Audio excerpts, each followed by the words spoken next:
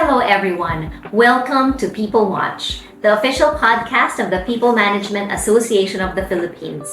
Here, there are no motherhood statements, no hiding behind obsolete theories and adages, and no time to beat around the bush. Just real talk with real people. I am JV Wong from People Ignite. I am a happy and proud contributor of People Management Association of the Philippines. It is my joy and honor to introduce to you our guest resource speaker for this interview. She is PMAP's Woman Warrior Who Wins in the Workplace for the month of March. Dr. Maria Corazon De Ungria is the head of the DNA Analysis Laboratory of the Natural Science Research Institute at the University of the Philippines since the year 1999. In the year 2022, she held and is still holding the position as chair of the UP Diliman Research Ethics Committee. My dear friends and members of PMAP, let's please welcome Doc Cora De Ungria. Hi, Doc. Hi. I am so happy, feeling honored that I will be the one to ask questions to you on behalf of our members of People Management Association of the Philippines. Kumusta ka, Doc? Very, very good. Thank you very much. I'm also very honored to be asked to be part of this interview. Alright. So, Doc, while we were preparing for this interview, a while ago, tinanong kita, what's a day in the life of Doc Cora? Go ahead. There's no day in the life of Cora that is normal. So it's everything. Usually, every day is a different day from yesterday, and you maximize what you get from that day. Wow, that's already a life principle or a piece of advice for our audience right here. So I would like to know, and this is again on behalf of our audience and members watching and viewing this interview, you have so many stellar achievements in your life.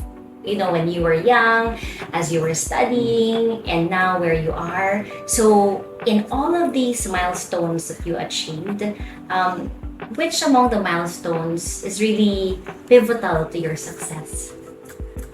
I think I could name three and then a fourth perhaps at the background. Right.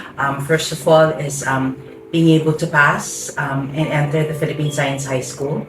So that's really determined the path in science. Second is being able to go to Australia to do my undergrad, my Bachelor of Science honors, and then qualifying to do a straight PhD program also in Australia with the help of a lot of people there and funding from various organizations. And then lastly is being able to come back to the Philippines and work at the DNA Analysis Laboratory of the Natural Sciences Research Institute in UP Diliman, where doing forensic science not only helps me as a person to help other people to use science, the skill that I know, in order to make a difference in the lives of others, but also in helping other people do the same. And then all in the background, in all this milestone, is really the contribution of my family as very supportive, particularly my parents, for me to pursue the dreams that I had from the very beginning, and then supporting me all throughout my life in terms of the choices I made. Wow, all right. So I have to catch up on your life milestones. Let's come back to your experience when you were studying in Australia. Sure. Australia. And I know that this really contributed a lot to who you are today, and you decided to come back and serve the country. So what is your key reason for doing that? Because in Philippine Science High School, we actually were at the age of 12, we were already scholars ng bayan. Yes. So we were actually given stipends to study, and then we also signed contracts to work back, to pay back those 4 years at that time of high school, in terms of service to the nation. So when I finished my PhD in Australia, I thought it's time to give back. Because I wouldn't have been able to go to Australia to pursue a career in science if I didn't have the initial training in Philippine Science High School. So my first impulse is to just give back to 4 years. I'm going to go back, give back to 4 years, and then after that we're called quits.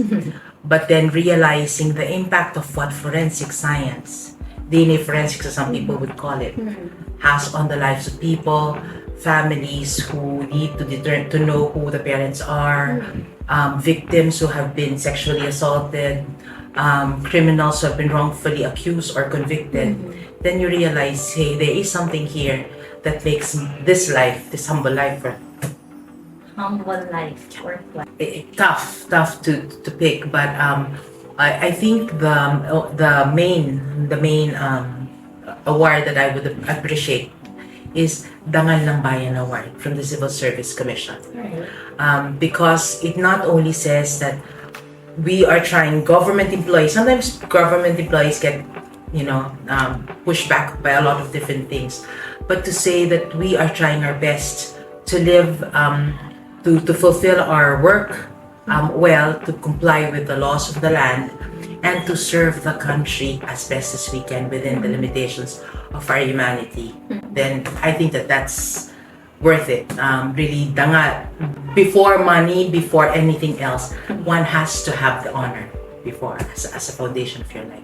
Dangal ng Bayan. I'm goosebumping right now listening to that, trying to translate that in English. It's dignity of the land. Tama ba? Somewhat like that. Something like that, Alright. yes. And from your point of view, since you got that award, who then is Dr. Maria Corazon De Ungria after receiving that award?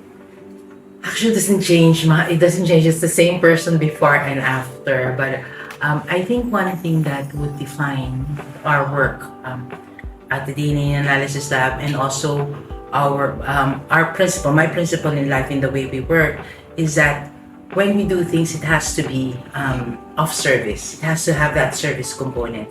Whether you are a scientist, whether you are an engineer or a street sweeper, it doesn't really matter. One needs to be able to find the meaning of one's work as a way to serve others. And in fact, this is my 25th year in UP. Yay! So yes, silver. Happy silver anniversary. Thank you. But this year, when I was thinking about this, the 25th year, I thought of something that is my motto for this year and probably for the succeeding years. I need to find activities such as this one, wherein whatever you do, one has to train the mind. We need to fight that disinformation. Train the mind, inspire the spirit. We need to inspire. Amidst all the challenges that we have, we need to be able to inspire others and then to touch the heart in order to spread that warm humanity that many people are missing because of the challenges that we have in the Philippines and elsewhere. So those three things: teach the mind, inspire the spirit, and touch the heart. So in any activity, that's what I look for. All right. I'm already so inspired and so ignited, out of words at this point. All right. Now, one of the questions that I've been thinking about is some challenges or roadblocks that you encountered in your life.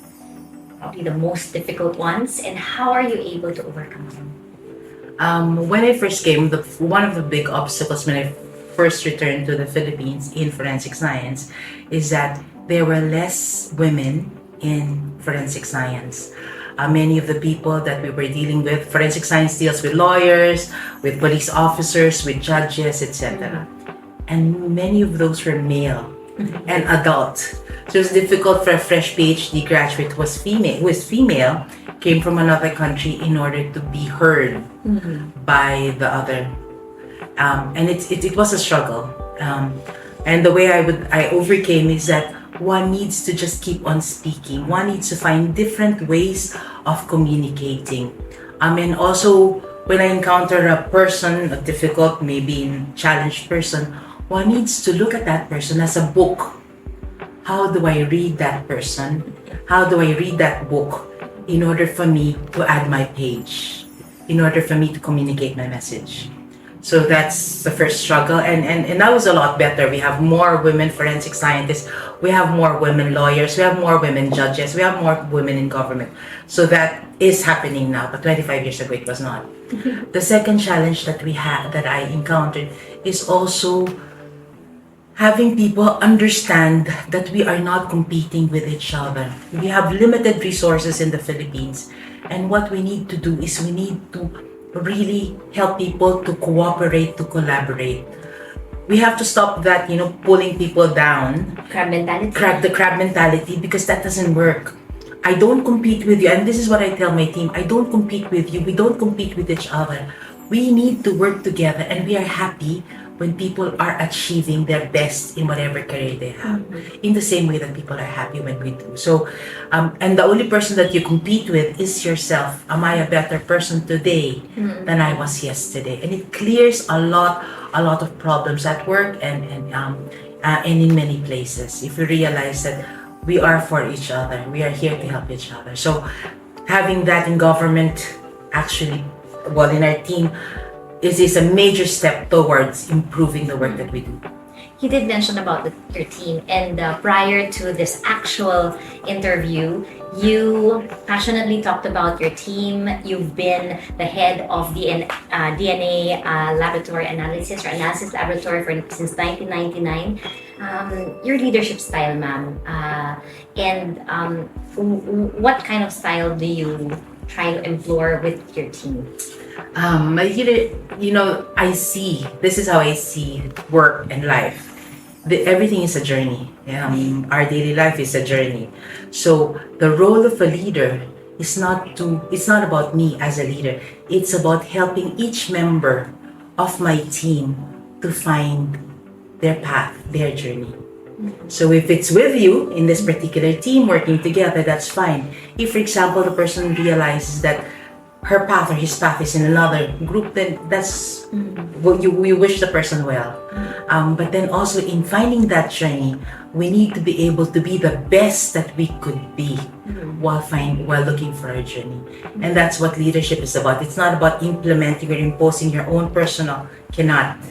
Has to help each person to find the best that one can be, realizing what positive attributes a person has, and working to improve the ones that we are bigger at. And we all have it. So that's the way we lead. Got the ones in charge of artillery. There's the group that is in charge of cannons. There's a group in charge of the bows and arrows, etc. So the lead is not the one fighting all the wars. Yes. But you have to be accountable for your own front. If you're in artillery and the giants are going to that side, you need to be able to use the artillery to fight. If it's the bows and arrows, and the bows and arrows, and then we help each other. And that's how teams are strong, because you are accountable for your front, but you are ready to run in the other front when the need arises. And the leader is there to oversee the whole thing, to be able to guide everyone, not to do everything, but to serve as guide and lead everyone to the right path. And the anchor of this, as you did mention to me in our offline conversation, is trust. Yes, right? yes. How is this super important for you as a leader? Considering all of the things you need to do, activities you're being invited to implement, a team that's so robust. What is trust for you? Trust, I start always in any work to trust the person 150%. 150. 150%. Right. Then they know it. They know it. I trust you. I give you this work. You be accountable for it. I trust you. If you make mistakes and those mistakes are non-intentional, you tried your best, it doesn't matter. We will work together to be able to correct the mistake. The only thing that breaks that trust is lying, deceit, and intentional doing the wrong thing, intentionally hiding. Unethical practice. So even with the young ones and even with the older ones, if we make mistakes, we provide an atmosphere where people can go to you and say, "Pasensya na, I made a mistake. I didn't intend, but there's a mistake here, and how do we go about moving forward?" And so we learn from the mistake, then move forward. Then everything's okay. Because it was not intended. Yes. It was not intended. And the trust, the 150% trust remains. If I make a mistake or somebody makes a mistake, the person gets corrected personally, And privately. and privately, not in front of everybody, but I will chat with you. I think, this could have been done better. We could have probably this. And then if I was responsible for some of the error, I will have to acknowledge, I should have been on guard. It's my bad. I call it, it's my bad. I should have been on guard. I should have been there with you. Let's go move forward and correct this. Then we move forward. And that's the way we keep on the trust, because we don't shame the person. Then we keep on understanding what the situation was at the time that the error might have been committed. You know what you're sharing is really so very relational and very social. I mentioned this to you, Doc Cora, no? I mean, that's such a combination of science and society, science and the human being. So overall, in all simplicity, what is science for you? And ano ba ang kailangan ng Pilipinas when it comes to science? What does the Philippines need when it comes to science? Okay, this is from our Philippine Science High School. Well, what science offers is that it is a methodical method of being able to define a problem and find creative solutions. Not just solutions, but creative solutions in order to solve the problem. So if, for example, and this is what I tell my team, if the solution, you need to cross the door and you cannot open the door, you can actually go under, you can go on the side, you can go over, as long as you cross the door to find the solution. So be creative. Not bad, just creative to be able to find solutions. And explore, because that's what science is about. We're creative, we do problem solving. You think from the top of your head, you talk to people, you communicate, you learn from each other, and then find this, and you never give up. You need to keep on exploring, trying to find solutions, because everything is a journey, which means that you can have a solution now, but tomorrow it will be a different solution. So that's what science can offer. But what I teach the science people, our research associates, my team, is that science also has to have a social responsibility. We don't just study for the sake of studying. We need to define problems that society is asking us to solve. So you cannot be blind when you're traveling in EDSA. You see people begging, kids begging in the streets. You need to think, how can I help? Given the work that I do, how can I help? Why are those kids in the streets? How can I help in my profession? You go to a clinic and you see kids being examined for being abused. What am I going to do with my profession in order to help them?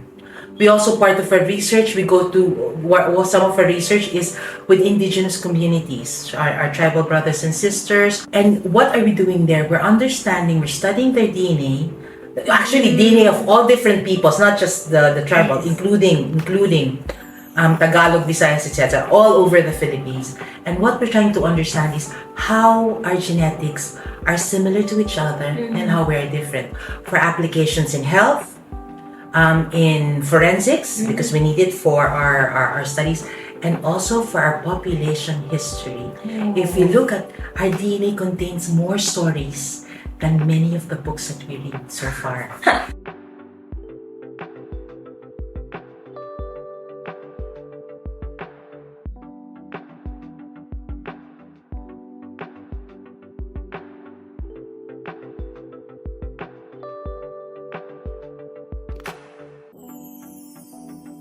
Because we are so many, but if we do not understand, we do not recognize others, how can we respect them?